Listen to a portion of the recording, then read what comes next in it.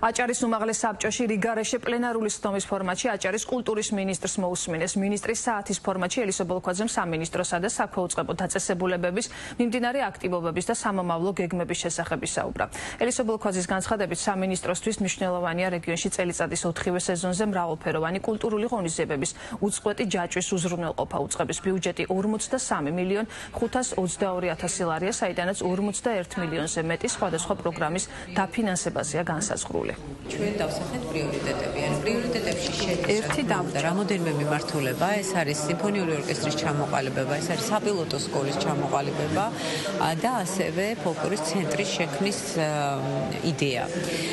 ეს დაფუძნებულია იმ კვლევებზე, რაც უკვე ჩვენ ამ 2 თვის განმავლობაში მოვიძიეთ და იმ მოთხოვნილებებზე, რაც აქვს საზოგადოებას აჭარაში. კულტურას დიდი მნიშვნელობა ენიჭება აჭარაში და კულტურული, ასე ვთქვათ, ღონისძიებები არის ერთ-ერთი სულიერი საზრდო საზოგადოებისთვის.